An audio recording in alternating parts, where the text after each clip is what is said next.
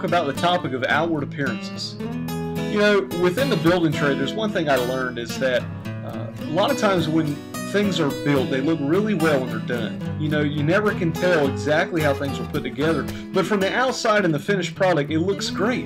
The paint looks great, the trim looks great, maybe all the furnishings go very well with the atmosphere. Maybe your eye really is drawn to the product, and you sit back and you think to yourself, man, this is great. They did a great job here.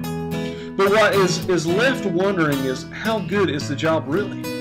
We're going to look at an account here in 1 Samuel and talking with Saul. Now, Saul was the king of Israel for a number of years, up until the reign of David.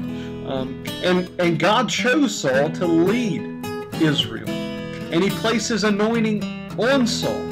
And in the account that we come up to in 1 Samuel chapter 15, we see that because of Saul's inward man, what lied inside, and his deceptive nature, his disobedience to God, that the Lord now is proclaiming to Saul that the kingdom will be taken from him because of his actions.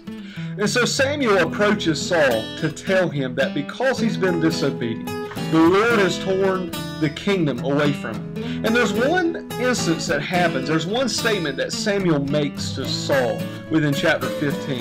And it's in verse 29. I'm going to read it to you, and we're going to talk about it for a second. But in 29, during this whole conversation, Samuel says to Saul, "Also the glory of Israel will not lie or change his mind, he as being God. For he is not a man that he should change his mind." Now you say, well, what's the interesting thing in this? The main portion of this is that I think what we can glean is that the glory of Israel will not lie.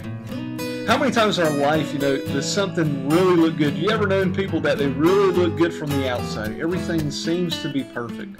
But later you find out that maybe their character wasn't beholding of the outward appearance.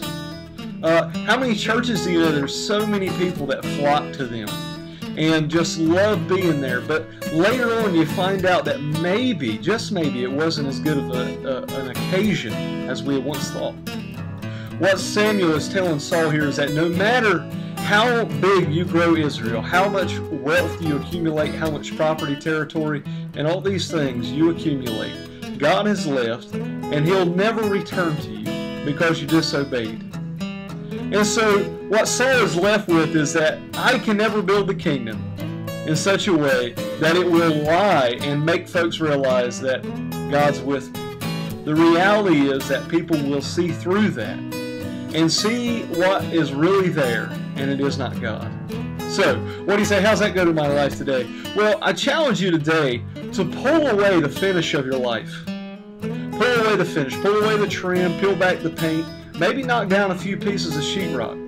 But what you may see behind the walls are some faulty wiring, maybe a structural compromise, maybe a low-grade materials was used.